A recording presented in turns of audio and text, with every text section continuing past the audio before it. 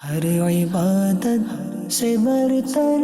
عبادت نماز، ساری دولت سے بڑھ کر ہے دولت نماز، ہر عبادت سے برتر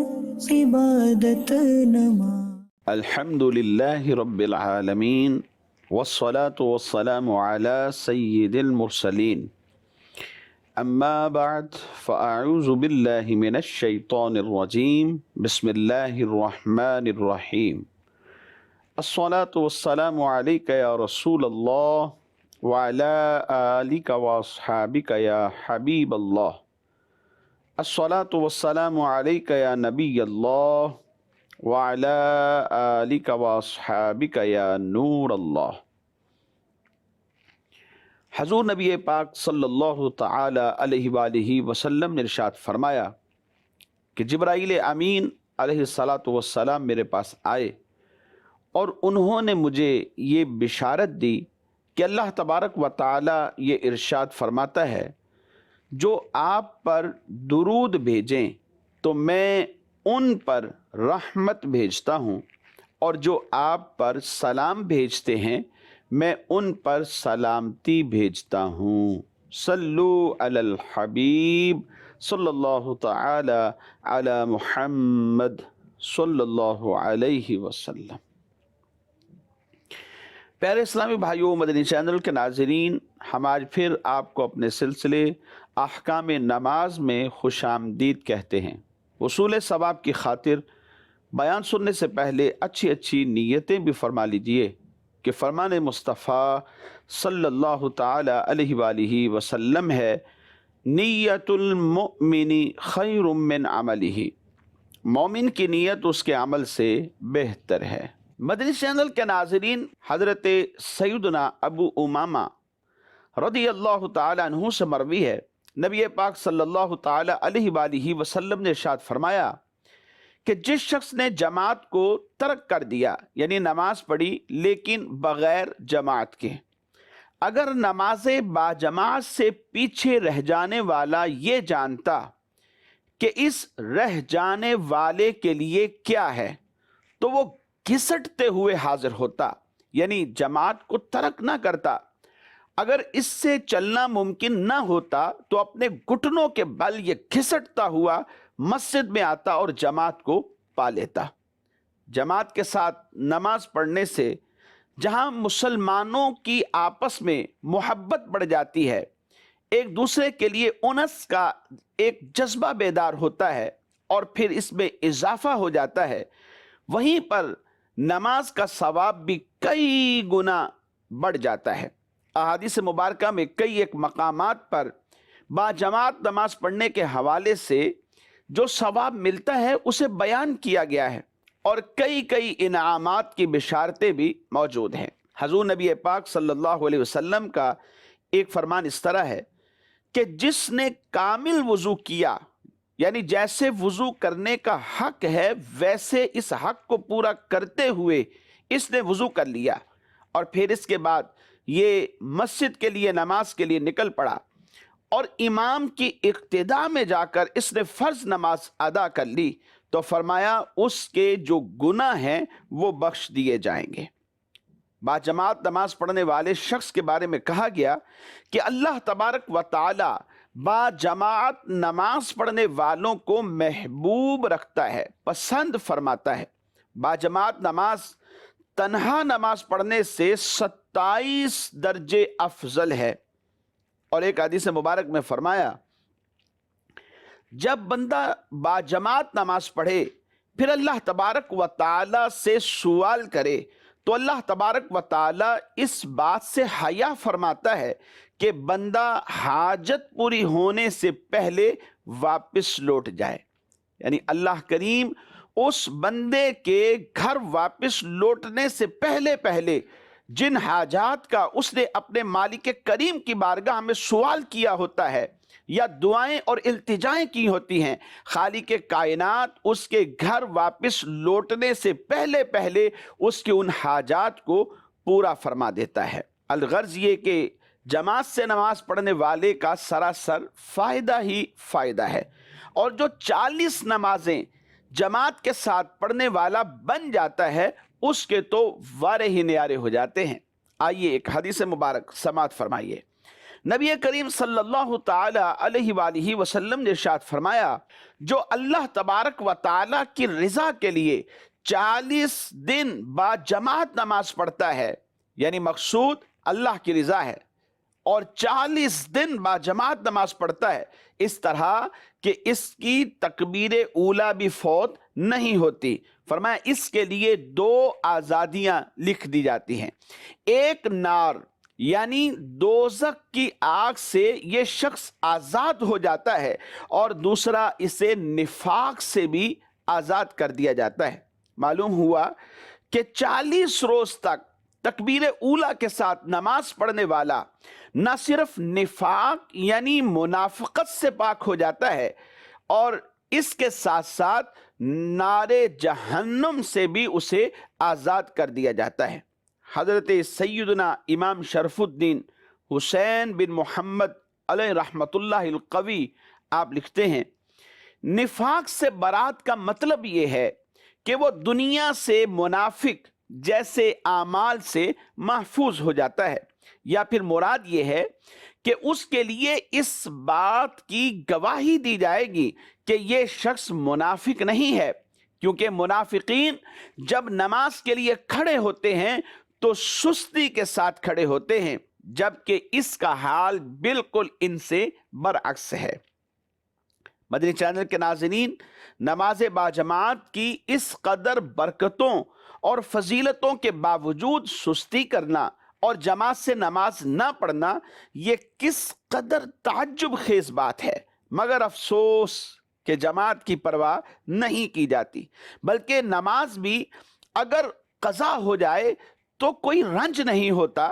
مگر ہمارے اسلاف کی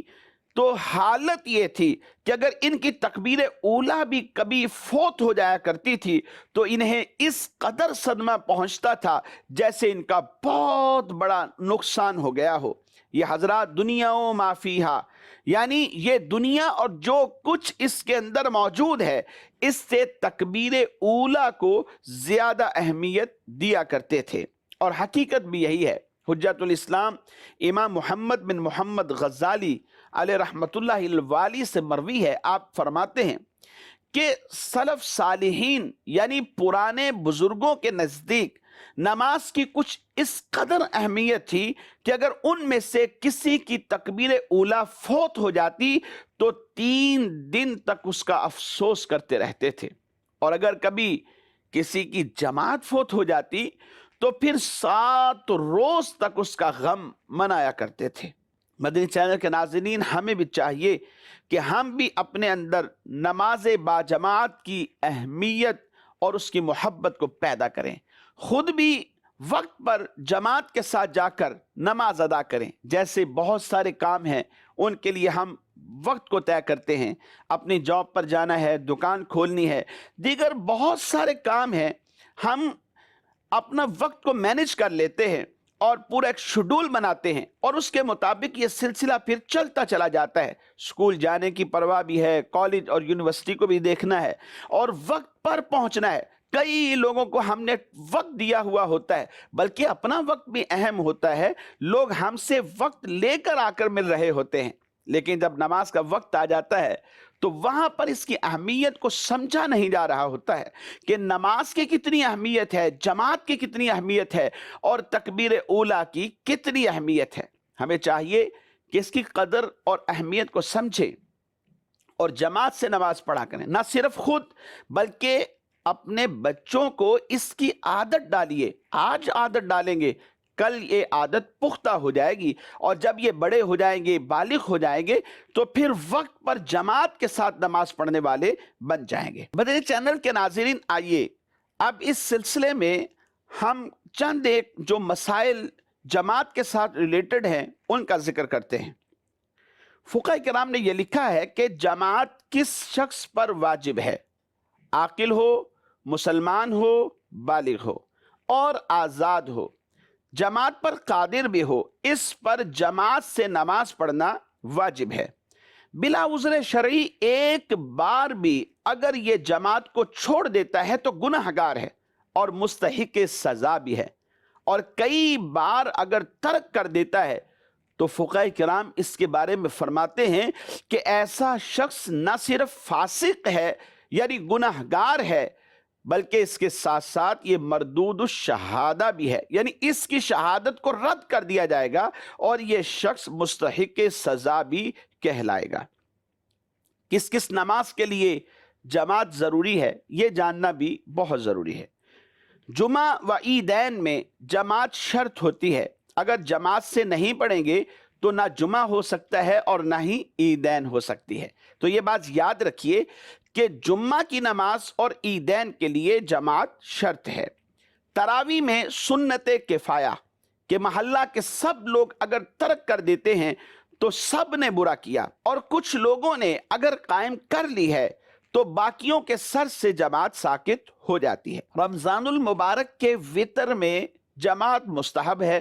اور رمضان المبارک کے علاوہ اگر وطر جماعت سے ادا کرتے ہیں یا نوافل کی جماعت قائم کرتے ہیں تو دونوں کا حکم ایک ہے۔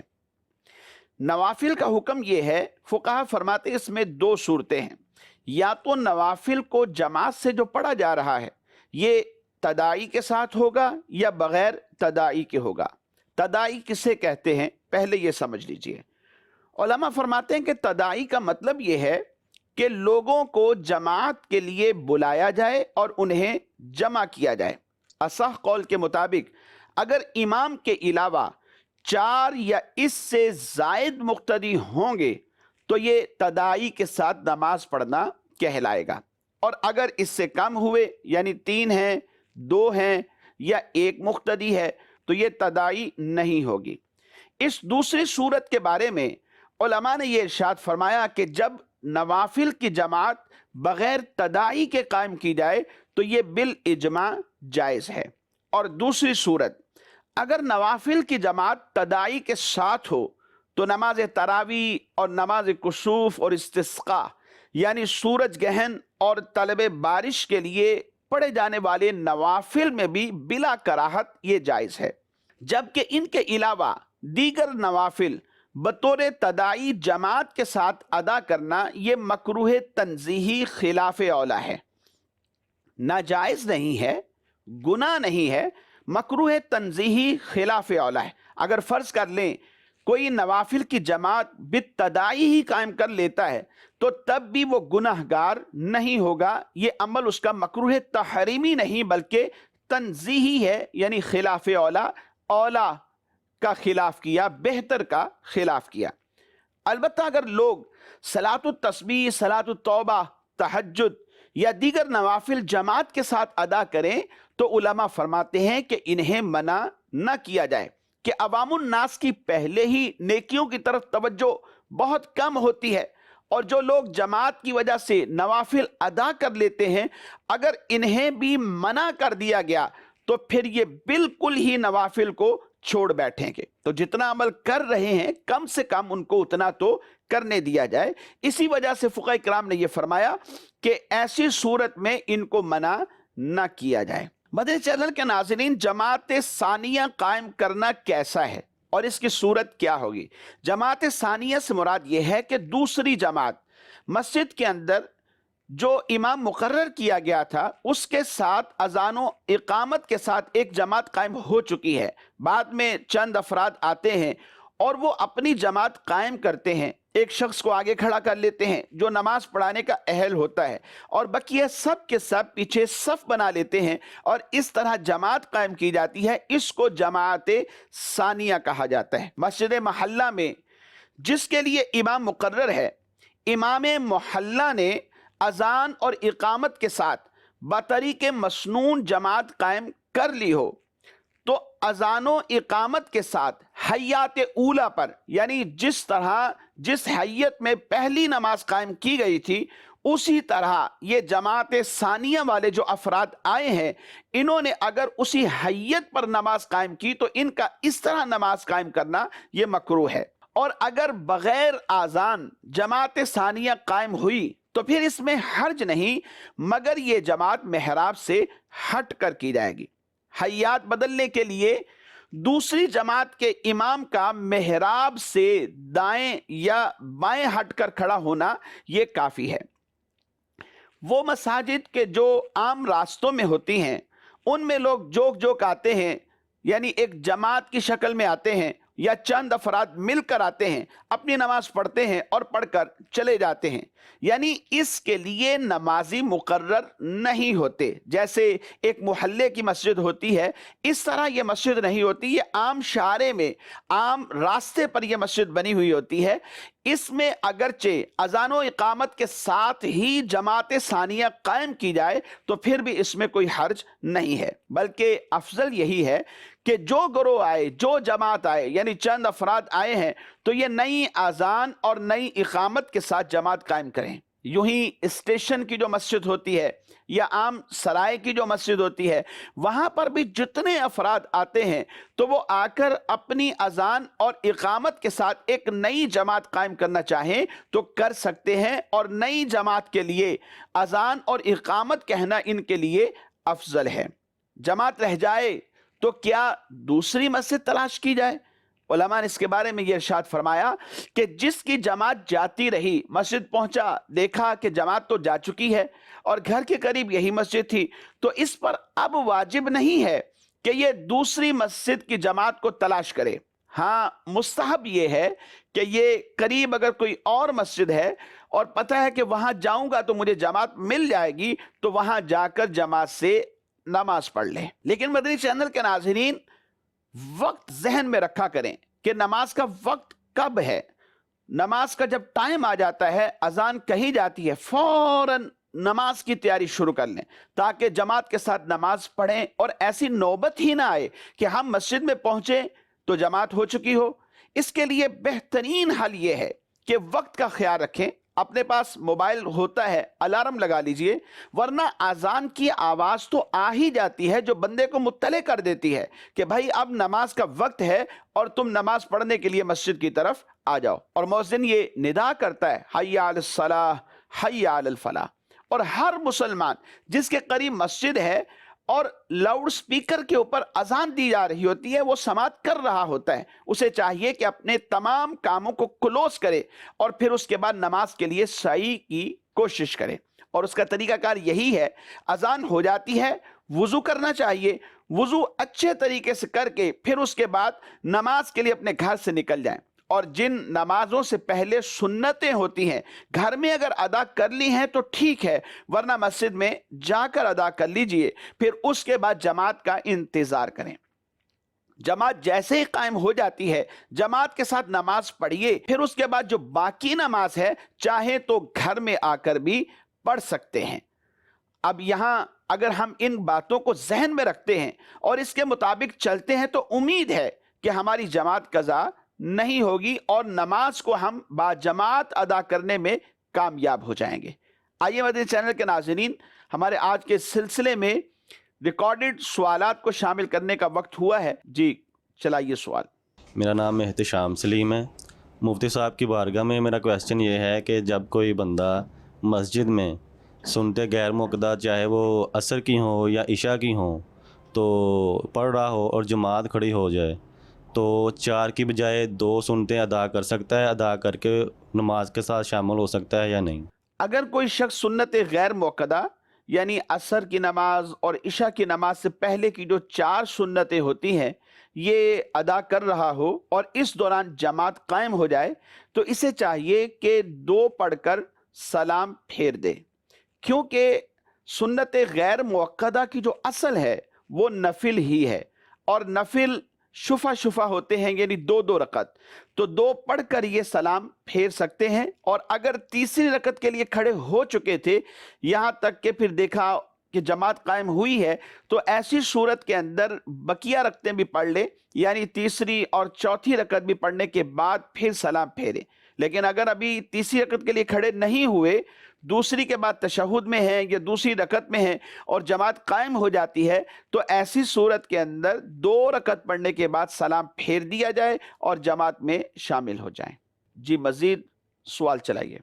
मेरा नाम मोहम्मद उस्मान हैदर है। मेरा मुफ्ती साहब से ये सवाल है کہ اگر فجر کی جماعت کھڑی ہو تو کیا مسجد میں 2 رکعت سنت ادا کی جا سکتی ہے؟ اس بارے میں رہنمائی فرما دیں۔ جو شخص نماز فجر کے لیے ایسے وقت میں مسجد میں داخل ہوا کہ جماعت قائم تھی، جماعت کھڑی ہو چکی تھی، لیکن اس نے ابھی سنتیں ادا نہیں کی، تو اس بارے میں فقہ کرام یہ فرماتے ہیں کہ اگر اسے غالب گمان یہ ہے کہ میں سنتیں پڑھ لوں گا اور جماعت میں شامل ہو جاؤں گا، اگرچہ کہ مجھے التحیات میں ہی جماعت مل جائے گی، تو ایسی صورت میں اسے چاہیے کہ پہلے 2 سنتیں پڑھ لے اور پھر اس کے بعد جماعت میں شامل ہو جائے۔ اور سنتیں پڑھنے کے لیے اسے چاہیے کہ جس جگہ پر جماعت قائم ہے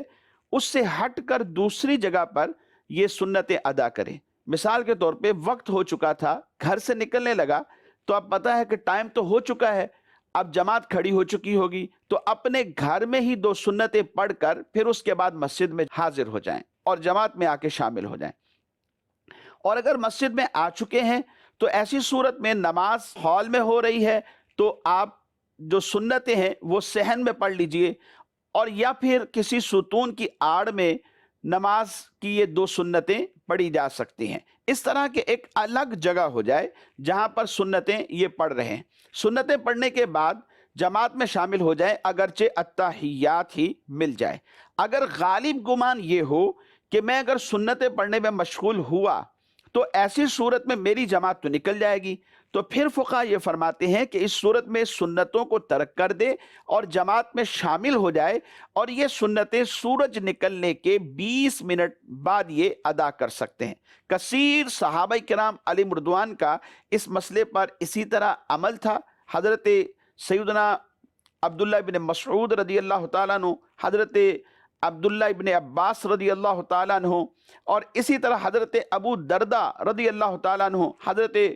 عبداللہ ابن عمر رضی اللہ تعالیٰ عنہ، ان اصحاب رسول رضوان اللہ علیہم اجمعین کا اس بات پر عمل تھا کہ کبھی مسجد میں آئے، جماعت کھڑی ہے تو ایک طرف کونے میں ہو کر اپنی سنتیں ادا کی، پھر اس کے بعد جماعت میں شامل ہو گئے۔ لہذا اس مسئلے کو ذہن میں رکھیے اور پھر اس کے مطابق عمل کرنے کی کوشش کیجیے۔ جی مدنی چینل کے ناظرین، ہمارے آج کے سلسلے کا وقت اختتام کو پہنچا۔ ہم آپ سے اجازت چاہتے ہیں آئندہ تک کے لیے، اور دعا کرتے ہیں اللہ کریم ہم سب پر اپنا رحم و کرم فرمائے، ہماری حاضری کو اپنی بارگاہ میں قبول فرمائے، آمین بجاہ النبی الامین صلی اللہ تعالی علیہ وآلہ وصحابہ وبارک وسلم۔ ہر عبادت سے برتر